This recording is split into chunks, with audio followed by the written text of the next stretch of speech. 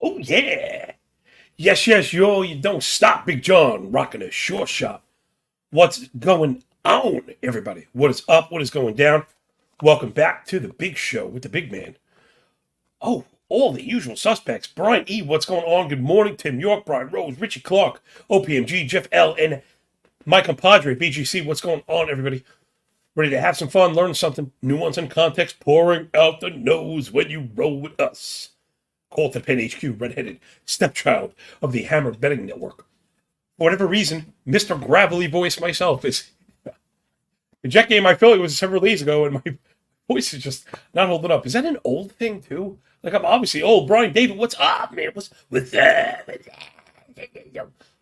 All right, fastest show in MLB. Absolutely freaking anywhere. Obviously, take that one to the bank, get it rubber stamped. 115 off the crack of the bat. Easy every single day. Right? Death taxes. Sun rising in the east, setting in the west. Bears making dookie in the woods. And meet up before the crack of dawn to bring you this bad boy. Because you can't fake this kind of funk. Remember, people, we're getting to the end of the season. I've kind of lowered my volume, which I think is understandable. I know a lot of people do. If you're trying to do the volume thing, Maddie's still hammering it. No problem. Go get it at him. I'm just trying to soft land the season with your ass intact. But it's also a good time to recap, go over the lessons and the things that we've learned, right? How we may improve, how we've gotten better, maybe even how we've gotten worse. Hopefully not too much of that. All right, everybody, get your sword, get your spear, get your shield, and let's get ready to defend the valley, kicking bad guys right in the pit. This isn't Madness, it's Sparta. All right, keeping the commuter crowd in mind, we're going to start with the PM stuff. I got a little turned around. I've been known to lop off a doubleheader game or two in my days. It's happened. But it usually happens when it goes beyond 15 games, right? My templates are set for 15 games, and it's such a headache to expand it. But if we go under 15, I try and fill it in. Yankees, Red Sox go 2 times. The first one of those is in the early set. We'll circle back to that. The second one we'll mention later on. It's not listed. But I've got a couple plays. Yesterday, did the Cubs lose again, Jay? What did we do to these poor guys? Gosh, but it's probably as much a testament to, we joke about not doing pitching analysis in cores, and one of those things that I think you should keep with you. But even just betting on money lines and stuff is so wonky. It's almost as if, and this might make a good conditional, and this is how I get to these things, vocalizing and talking to smart people like the ones here in the comment section. If you like the visitor to win in cores, but you think there's going to be scoring, because we did mention that, right? That we thought there'd be scoring, but we're trying to outscore. You just kind of go with the over. We're not at all. Right? It was Assad 2 days ago. Yesterday it was Tyon. And just, you think you have the definitive pitching edge. You think you have the edge on offense. Chris Bryant is back for whatever that's worth. But also, cores effect, it settles in, right? It's almost like a traveling thing, where it like throws off equilibriums and then you get accustomed to it. Which is why we generally attack the Rockies the first game in the road trip. They're also off when they get at home, and then it kind of settles in. Maybe that's what we're seeing. Maybe it's just a top wave for the Rockies. Again, they are a professional ball club. Anyway, let's get into some of the games. First up, Texas Rangers, nasty Nate Eovaldi on the bump, plus 145 dog on the road against the Bluebirds, and Kevin Gausman, minus 160 favorite for Toronto. Man, Eovaldi, probably the best single example of why at this point in this baseball season you need some kind of split. And if you're into data looking for it, maybe you're cheap and never wanted to spend on it. My stuff's all 100% free rest of season. USA, also Canada. Pitching sheets, it's so ridiculous. It's too much. I over deliver, right? Implied team totals, algo scores, F5 and full game, bullpen stats, team stats. I also made sure once we kind of hit the halfway point to make sure I'm including. I've called it last 30 days. It's technically 37 days. I've called it 40 days. The idea, we're looking for like 400 to 500 pitches to look for some kind of stabilization. Also pick up on trajectory. So why that matters, again, tying in feathers and the analysis, where else do you get it? Eovaldi on the season, 2.9 ERA, 107 whip, a 640 OPS, expected ERA at 3.6, 23K to 7 walk. You look at thinking, whoa, 52 ground ball, less than 3/4 homer 9, and a 290 xWOBA on a season for nasty Nate Eovaldi. And you're thinking oh my gosh, this guy's an ace. Yeah, but after the injury, just hasn't looked right those last 40 days. He's got a 9.8 ERA, nearly 6 xFIP and Sierra. So really kind of hard to back Eovaldi until we see him go out there and really do it.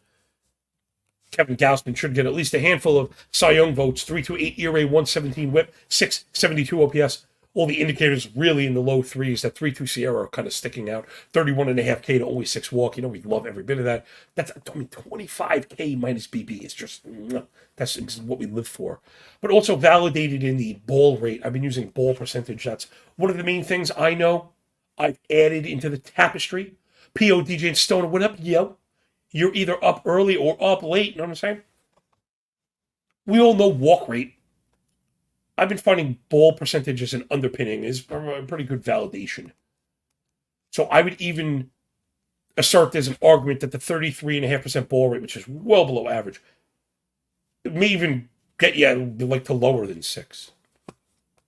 So what's that? Is that up? How about a Gausman walk prop? Again, if I call it out, Jay, it means 1.5 near. Obviously, we're not going to get even money, but I don't like to go to 150. You kind of pick up my style as we're there. All right, I think we can get with that. You want to go under? Let's go under a little Gausman walk action, baby. It's at 110. So that's what I mean when I mention. Like I said, I'm not trying to call it viable pricing anymore. I'm trying to get in the habit of calling it palatable pricing because that implies it's my opinion, which it is. There are people that have totally made their bones. They've totally made their bones on, betting favorites and betting juice. That's fine. For me, with the volume and the amount of opportunities you get in baseball, I find I could get myself through the model to a similar in probability at a better price, which is, the long and short of it for me.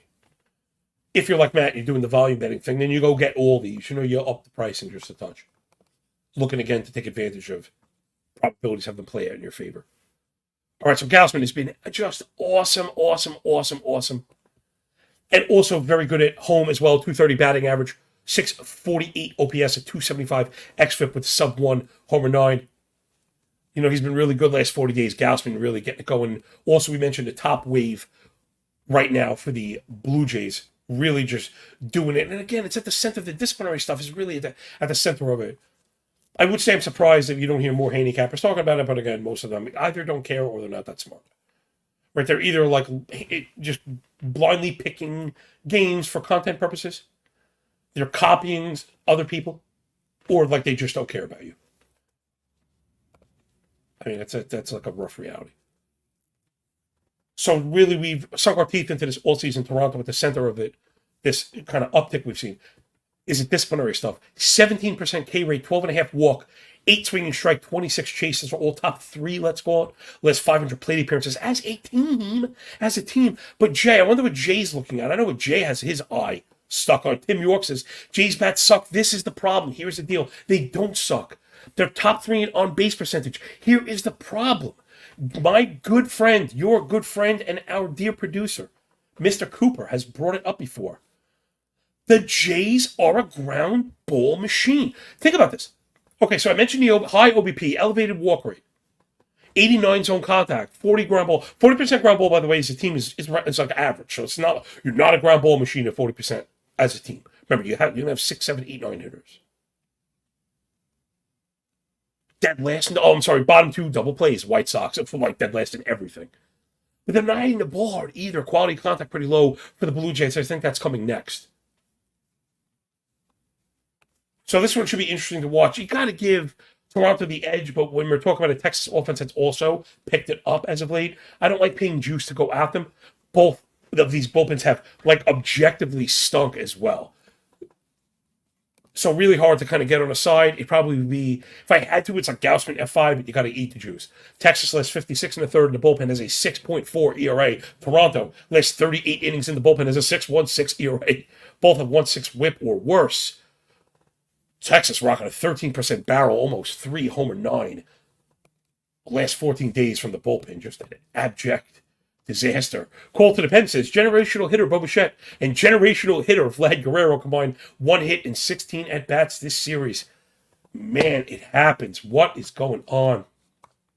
Looking at the underpinning stuff, you know me, I tend to think these things are going to correct to where the inputs would dictate, but, the sample's not infinite, and I don't know. Next up, is this the third day in a row we've done Clark Schmidt? I'm not doing it again. Also, this one's not up. We're not 100% sure. But my man, the Clark bar, holy Schmidt on the bump for the New York Yankees, the Bronx Bombers, the Pinstripers. You know I love the Highlanders. Here's a bit of Yankee trivia. If anyone ever asked you who they were before the Yankees, now you know it's the Highlanders. But if anyone ever asked you, who are the Yankees before the Highlanders? I got a good one for you, a Yankee factoid. That's Baltimore Orioles. How about that? For a piece of trivia right there. Pretty good stuff, right? Where else do you get it? Come on, baby. So I got Jay. Okay, Jay actually has a second one up. I'm surprised. That's what you were telling me. Thanks for being part of this, Jay. Really, trying to lead me, right? So you can lead a big mouth to water. You can't always make them talk about, but we want to. I was surprised this one's up. I got Clark Schmidt for the Yankees against Chris Murphy for Boston. So, right, you're not going to get F5s are up. You actually do have F5. This is very unusual from the books. This is not normally what you get. How about the Yankee full game pricing? That's probably where we want to go. But I don't like to bet on the second end of a doubleheader until I see the first one, especially if we're going to go full game with, bullpen stuff. But, man, I'm really tempted. Brent, can I have the F5 again, Jay? I'm surprised that it was so close to even. I mean, maybe that's where we want to go. Let's go Yankees F5 game 2 minus 110. Bit of a mouthful, but you got to go with Schmidt. Schmidt's been really good. The ERA last 40 is elevated, but all the indicators are 3.5. He's corrected the issues against lefties. I mean, he's been good. He's dragging down those season stats that were so bad to start. Against Murphy, who's going to open, I guess. He's very wild. 38% ball rate. Doesn't induce swing and misses. He doesn't get ahead. That number's at 56.5, which is very poor. And a lot of contact. Plus, he's been terrible at Fenway. 6.3 ERA from Murphy and Fenway. So, we know the Yankees are not great. You're not going to get any kind of Yankee homerism from me. But they are a baseball team. It's the Yankees, for crying out loud. They're really not terrible. It is Aaron Judge. And you're getting guys that had some of the youngsters are okay as well. Damani S., and this is what I'm talking about, really sharp stuff in the comments. I'm paranoid about second games at doubleheaders as well, especially since the Yankees been slapping them around. Yeah, a lot of times, even if you want to kind of omit that subjective part at the end, there is something to be said about you built win usage, but that's why the F5 for game 2 generally not listed, especially with a guy like Murphy projected. So this is a little bit unusual, I think, especially for the price. To get the starter over the opener is the win. Let alone a starter that's been decent. Also, Boston offense struggling right now. 91 WRC plus less, 500 PAs, 27.5% K rate. They strike out way too much. Losing in the zone. Not enough fly balls, not enough barrels. I mean, it really has been great. Only 12 homers and 6 steals last 500 plate appearances. That's another one that we've picked up on again. I'm not trying to take I'm not trying I invented that round wheel or anything. But we have noticed, again, so the other spin-off of the discipline stuff. So when discipline, for power hitting teams, discipline helps you see more pitches. Generally, it's a matter of patience. More pitches, better counts, better contact quality. The lesser teams, less power, and again, it's not to knock the Red Sox, but they're not really a power hitting team. The discipline has to beget contact, but then you have to add in speed. Right, so when the Astros weren't hitting, the Padres weren't hitting, once they started walking, we knew we were going to get more barrels. The thing with the Red Sox is that number is going to be low. Guardians are like that to a much lesser extent. Twins are like that too, probably more in the Boston level. Okay, we're just sticking feathers. You look like a freaking Hiawatha, you mother effers today. That there is another element missing, right? And that's the other thing that we're looking for, right? So when I say discipline can portend production on the horizon, it's not automatic because you have to add in other stuff. So there's just a little bit. That's what we would want to see from the Red Sox. What Boston fans should want to see from the Red Sox is you got to be running if you're going to be this kind of team. So the contact is low, the Ks are too high. Again, I just like Schmidt for 5, and I love saying holy Schmidt. So there. Next up, Flatfish of Florida, Aaron Civale, plus 125 dog on the road against the Blackbirds in orange vest, Kyle Horse Bradish, minus 140 favorite for the Orioles. This one should be really, really good. Civale's been excellent, sub 3 ERA, 112 whip, 620 OPS, with a 3.6 expected ERA, 6.5 walk, 34 ball, 69 first strike, 35 O swing. I know it's a lot of numbers, but again, right, we want to be able to piece these things together. The control is there. He gets ahead and can induce chases.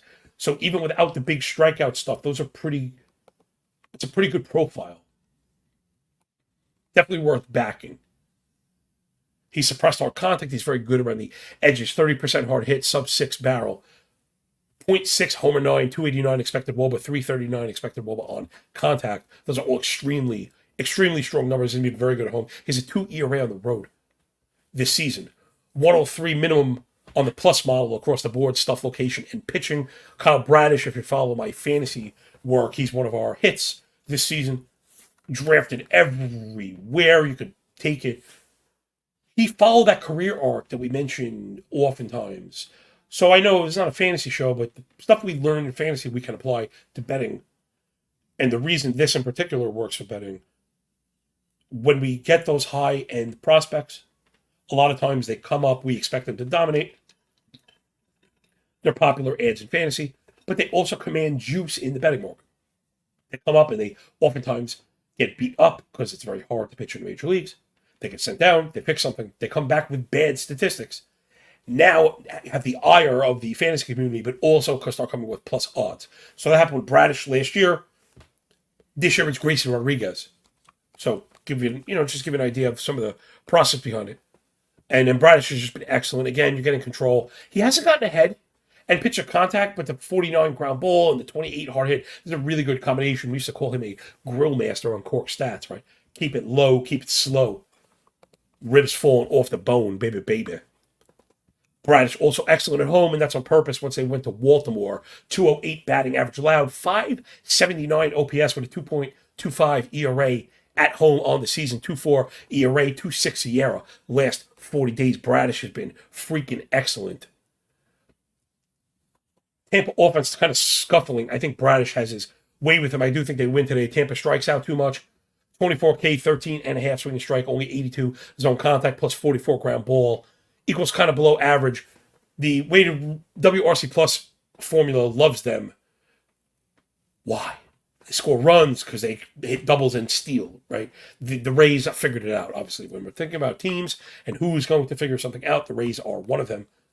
To all you bad teams out there that might be listening, hello, Colorado Rockies, looking at you, I will add 5 freaking wins to your team immediately because you're doing it wrong. I mean, your process is so painfully and obviously wrong. It's so woefully. The Rockies are just woefully outmatched analytically. And, there are teams that you could see the way they're putting it together, and it's just being done improperly, of course. Like many things in life, the weak foundation is going to cap your ceiling. All right, Tampa. We see the flaws. Baltimore starting to get it going. Top 3 batting average. Last 500 plate appearances. Top 5 OBP. That's a 294/367. 19K to 10 walk. There's that discipline stuff that John's always ranting and raving about. 89 zone contact. But also 46 pull, 40 hard hit, right? There you go. When you're kind of putting together the profile properly. And then the Baltimore bullpen, gosh, you would have never known they lost the best reliever in the world, right? They've been excellent. 3 ERA, last 44 and a third. However, Tampa bullpen smoking right now, humming, baby. Last 44 innings, it's a 1.24 ERA. 0.085 whip, 170 batting average allowed. Wow.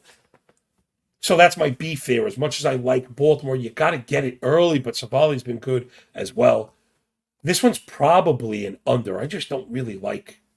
It's very honest. It's probably a full game. Probably a full game under. Now that I think about it, Jay, is it possibly an 8.5? I've seen 8, so I've never seen 8. I like to see if I can get the other half run. Baltimore, Tampa, my love. That's Minnesota, Chicago. So, man, under 8. I got it under 8.5 there on the board. We can get under 8.5. That's the one you definitely want. It's actually available at a couple of bucks. FanDuel has it, people. So yeah, if we can get Tampa, Baltimore, we're going to make the slight exception, right, people? I don't want to be called a hypocrite. Go ahead, smash Jay is where we want it. Idea being, generally, we base our under analysis on starting pitching to avoid hashtag we hate bullpens, to avoid the hashtag we hate ghost runners. We generally go F5. However, in this circumstance, we have pitchers that can go distance and to lock down bullpens. I think we go under the 8.5. I really like that number for a full game. Expect that one to close at 8. Since we're talking about the advantage of bet stamp, Jay, clear, wonderful throat of yours.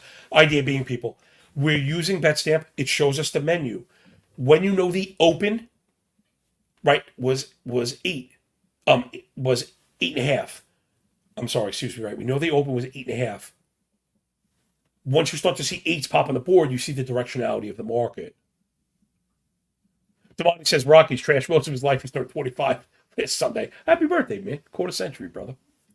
Yeah, well, they're doing it wrong. I mean, obviously, the environment doesn't help them. They either need to lean into it, maybe they need to change dimensions, or work on different kinds of pitching, isolate what things do work, and of course, they're not doing that.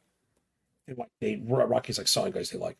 So, all right, that awesome lesson was brought to you by BetStamp. Jay, tell them all about it, brother.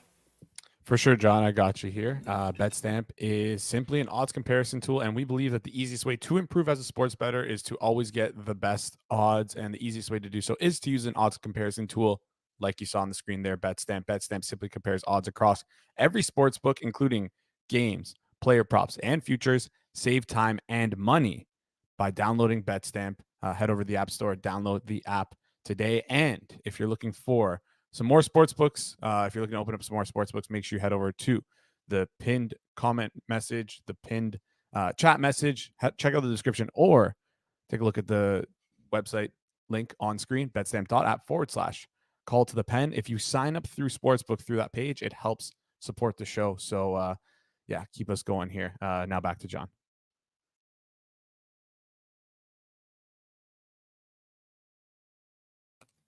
Jay, not only do you do a wonderful job, but man, I wish we had thought of this earlier.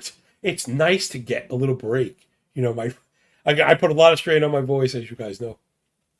But man, it's tough. I think it's easy up here in these live streaming streets. Oh, Devontae heading out to Vegas this morning to celebrate. Good luck, man, with that. Vegas, lots and lots of fun, man. Love that town. I went there when I was younger. You could tell I'm just built for that. Plus, I don't sleep, and I'm an East Coaster. So let's hear if you're like, it is actually funny. It's a quick story. So as an early bird degenerate East Coaster, I was up insanely early and like full of piss and vinegar. You're allowed to walk around the streets with drinks. I'm on vacation, so I'm drinking first thing in the morning. But realizing when I went to go play poker that everyone else was up all night. And like me, even though like I'm starting to drink or whatever, I'm fresh as a freaking daisy. You know what I mean? Well, you get there with drinking, you sleep when you sleep, because Vegas doesn't sleep. And it was so funny because I was like, I spent the entire vacation there. I did it every single day. You know, getting to bed early because I can only sleep a couple hours. So even if I'm up late, I'm still up early. Fresh as a daisy with people just, you see them slumping in their chair, making bad moves, getting frustrated. Look for the guy complaining about bad beats. They don't realize they wear these things, right? Drunk, stinking like drugs and smoke. Love it, baby. Anyway, have fun in Vegas. There is some edge in that town, right? There's a little edge in that town. And then, you know, dollar margaritas and giant glasses. How could you go wrong? Alrighty. Let's get back to the games. There's a couple left. We'll circle back to the early ones. All right, so now let's do it. White Sox and Twins. Twins on the road. Kenta Maeda, minus 185, heavy favorite against Jose Urena and the Pale Hose.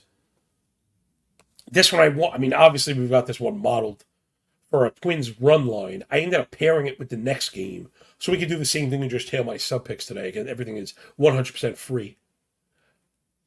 Yeah, you know what, Jay? Maybe 110, maybe we could just go for it. And we get into the conversation of, I think the other one is worse because the other one, the Giants, is even worse. Now we have to take we need a 110 and a minus 110 and a minus 130 to cover two run lines. Are we going to really get them both? And if we only get one at even bet, then we're going to lose. So that's why I kind of fell back on the double money line. Jay and I have had this conversation again. I don't claim to know everything. I don't claim to be right. I just claim to try and back things the best I can. And then again, let the probabilities go about it. And when I end up in these situations where you have two plays that are both negative money, run lines, again, very hard to cover in baseball because managers will sacrifice your run at the end, plus stupid ghost runners. You really got to hit 2-2 to profit. So rather than go right 2 full units, but actually unit plus because it's juiced. So now you're over 2 units of betting. I'd rather go with the, half unit pair and let it play out like that. So bit of methodology there. Listen, agree or disagree, please get back to us. We'd love to hear it from you. Means really means a ton. The immersive experience we've been trying to provide here, and feedback from people. BGC, looking at you, my friend, has been downright flattering, right? It really is. It's really very touching for me because that makes me feel like a success at this. No people saying like, yo, man, you opened my eyes to this. I learned something. I am better. I am sharper. I am smarter. Not, I hit a parlay. Like anybody can follow anybody at the right time. So my ad has been excellent. Again, we're not really buying the 4.6 ERA, 1.25 whip, positive regression incoming. Sub 4K walk ERA, sub 4 Sierra, 26K to only 6 walk, 19.5 KBB. That's the stuff we like to back. 12.5 swinging strike, 29 CSW, 28 whiff. I mean, like, where is the flaw here? He's had a 3.12 BABIP. That's where he's gotten punished. Some fly balls turning into home runs. The fly ball rate is elevated, but he does have the double-digit infield fly, which is generally the counter to that. 8% barrel is average for 1.5 homer 9. Here's a 309 expected WOBA. See, a lot of that doesn't really pair. I think you're going to get regression. That's what I'm talking about. Maeda, especially, he's gotten damaged at home for whatever reason. So on the road today, we're expecting a better part of him. 3.4 ERA on the season. And at Arena, it's cartoonishly bad for Arena. I guess sometimes it's fun to do really bad stats. Jose Arena on the season, 8.5 ERA, 210 whip, 11.60. OPS, what? 6.66 K- walk ERA, 8.4 expected ERA, and a 6.6 Sierra. I mean, this is an absolute joke. And just when you thought it couldn't get any worse, strap in for a 10.5 K and 14.5 walk. That's a negative 3.5 K minus BB. How is that a thing? We mentioned ball rate being a good indicator of walk rate. And the walk rate of 14 is bad, but a 41.5% ball rate is exactly how you get there, 16 whiff. Jay, how about the Urania walk prop? Is that up? Now, that one's going to be 2.5, but if we get plus money, I might go there. If it's 2.5 and it's juice, they could kiss my arse. If it's 1.5 in juice, maybe we will get to that. So Urania on the White Sox with the walk prop, definitely something worth kind of looking at. So like I said, it is 2.5. But it's juiced. All right, so let's lower our risk. Let's go $2 on it. Because, again, that's, this guy does not have the zone. And you get the bonus of he's, throwing pitches. The White Sox have fully, absolutely surrendered. And that's the best thing ever, right? That's everything that we're looking for. So Urania's been gross. We'll look to pair the Minnesota money line as well. And then, of course, Minnesota, just a tremendous edge on offense. They've been looking pretty good. They still strike out a bunch. But at least they focused it into the things they need for production, like we mentioned. Striking out a lot, yes, but they're also walking 11.5% of the time. Not chasing, not hitting into double plays, putting the ball in the air. So 41 fly ball, 43 hard hit, 12.5 barrel. That's how you produce. Right? So those are the kind of stats underpinning where you forgive the K rate. If the K rate is coming at the expense of poor contact and stuff, then you can't do it. But the Twins right now are selling out, and it's working. Other side, White Sox offense is gross. They might be the worst team in the league that people are just not even looking at. Because, again, why are these bum-ass teams not running? The least you could do if you suck is bring your glove every day to play defense, bring the speed every day, and put pressure on these teams. That if they walk you, you're running, you're making them make plays. White Sox just doing everything wrong. Bottom 3 in steals. They have 2 steals last 5 GPAs. Only 8 homers, a 270 OBP. You thought I was going to say batting average. OBP, 5% walk, 51% ground ball, 30% fly ball, 66 WRC plus. They're gross. It is freaking malpractice. Like, think about how much I care about bringing you a betting show every day. Imagine if was at one of the switches of these teams. Imagine allowing this embarrassment. Imagine that. Rolling out Jose Urena with your name on the product. It's freaking malpractice. It really is malpractice. It's embarrassing for both the organization and the team, for the fan base, even the league. Not that any of those people care besides the fans, because they're all making money hand over fist to bring you this shit, it's a shame. White Sox, Rockies, my phone is on. Goodness gracious, you don't have to suck. Sucking is a choice. Bullpens also bad. Minnesota looking good. 3.6 Sierra, 1 flat whip, 188 batting average allowed, 2 weeks, man. That's phenomenal. White Sox over 50 innings, 4.3 Sierra, 1.4 whip with a 12% walk rate. They spared themselves the losses, but because they were already behind. Remember, bullpen losses are wonky. You gotta be in it to get the losses. It's that's like a leverage stat. There's a little bullpen feather for you. So let's hold on to that Twins. Keep them in the bin. We smashed the over walk prop for Urena. So keep the Minnesota money line out there, Jay, and pair it with the very last one. It's the Giants money line. Logan Spider Webb on the bump, minus 245 against the Rocks. Let's go. We're going after him again, baby. After I just talked and dumped this in the beginning. Chase on the case. Anderson, Mr. Paw Patrol himself for the Rocks. Logan Webb minus 245 favorite and with good reason. 3.4 ERA, 108 whip, a 661 OPS with the 3.2 Sierra. Sub 4% walk rate, backed up at the 32 ball. Inducing chases, 61% ground ball. He's so good. 291 expected WOBA. He's been very, very good. I don't think the Rockies, after scoring 2 nights in a row, are going to have anything for Logan Webb. He's throwing the lead ball, and the Rockies have a 53% ground ball rate as a team. Last 500 plate appearances. So, this is just the ultimate matchup. I wish there were ground ball props. The over would be all over everything. Rockies also super aggressive. They strike out a ton. Bottom 5 in swing and strike and chase rate. Again, that ground ball rate is bottom 3. Fly ball rate at 22. That's an 80 WRC plus. They're have a sub 300 expected WOBA versus righties last 30 days. So it's pretty brutal. And in case it couldn't get any worse for the Rockies, they have a 7 ERA last 43 and a third. It's nearly 2 ERA, nearly 300 batting average allowed, 13% walk rate. So, there's not anything they do good. So, right at this point, what does that mean? You're just got whatever. We roll out whoever we have while we're counting money in the back. Looking to get money off the luxury taxes of teams that care. It gives me shivers. It's just a shame. I swear. You bring me in and all of a sudden you have people halfway through next year going, what the hell is going on here? What's going on? What is going on? They're making sharp moves. They have all these old, dusty, disgusting veterans are out. Fastballs are in. Quality, shaped fastballs. Rockies don't have a single one of those. Just real. That's one of the things that Peter Griffin grinds my gears, baby. All right, so that'll do it for the full stuff. So, Jay, I didn't see the pricing, but it got to get us to plus 110, I'm sure. Right, Twins plus Giants. Maybe even a 115 or something like that. Oh, 125, even better. So take that one, people. Again, I've heard some talking heads bash the money line parlay in baseball. Of course, I'd argue with them because I'm not quite sure they know what they're talking about.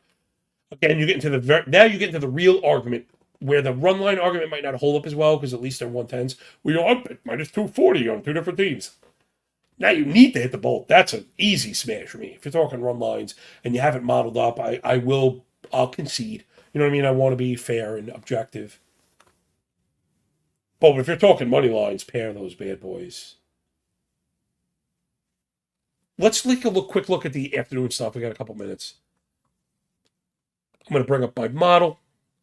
Let's get a little. Oh, okay. I got some love early on.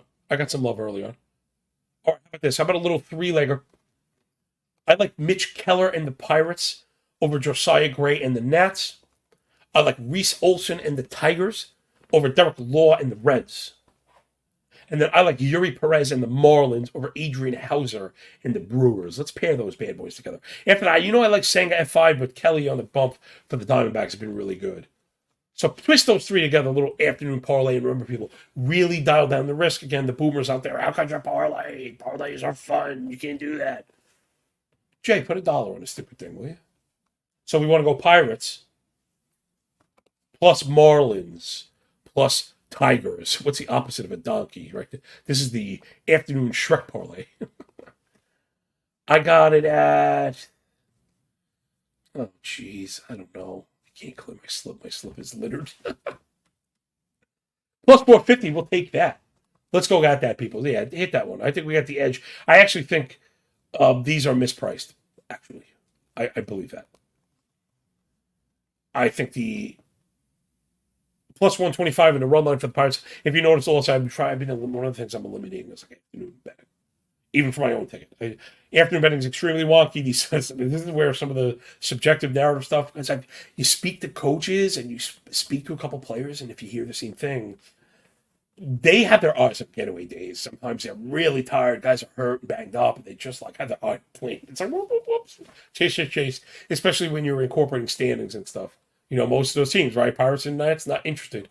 The Reds are, but the Tigers are not. The Reds kind of spinning out of control. They have no pitching. So I like those three for sure. If we get stung, so be it. At least it'll be on a minimal risk. And that'll do it this time, people, from the fastest show on MLB app, so totally anywhere.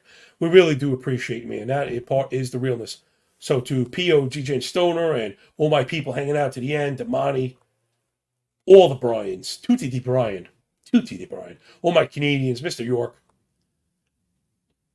Mike K, and then from all the other chefs hanging out in the restaurant, Maddie and Frankie and Justin and Stewie. Thanks for being part of the immersive experience we've tried to build here. And I know, the running joke here is we're 300, where we take from the books everything, give them nothing, right? We'll give them nothing, we take from them everything. But it really is my favorite analogy. Not only is that movie insanely badass, right? That don't get you up, nothing will. But to me, it's my favorite reflection of us, where training and fortitude, culture, breeds excellence. So much so that it supersedes numbers. And if I were ever going to be part of a small community, then let it be the fiercest. And that's really how I feel about every one of you. I honestly do that. That means that's what I'm trying to bring, and that's what I think, has worked here. Why our numbers are like growing through a baseball season. It's football. There's football on. Man, generally these baseball shows, some of your favorite baseball shows have packed up. They've packed it up. They've packed it in. They're not even doing it anymore. If they don't want to see the bad numbers, they don't want the negative analytics. We're pushing right through, hoping that every new listener is a forever listener. So from Mr. Cooper on the ones and twos, my man Jay Bird, rocking it for you all season long, never missing a day, never complaining he has to work on my fat, loud ass all the time. Show this guy some love. Follow us on Twitter, Call to the Pen HQ. Also, John Laghezza. All the data is free. Football stuff is coming. Line reports on betting pros. Prop bets on Forward Progress HQ. Our man Jay is on Thursdays. That slots between 2 and 3 p.m. Eastern. Jay's on Thursday. I'm on Friday with George. We were just kicking it, man. I'll tell you, we had such good chemistry, I wouldn't be surprised if you see more of me. So that'll do it. Thanks for picking up what we're putting down here. For the fastest show in MLB, absolutely anywhere, man. Absolutely anywhere. Bring in that smoke. Enjoy the games. Enjoy your day. When we're done with the book, enjoy the pay. And remember, when you work this hard, there's a lot less like luck, yo. Peace out.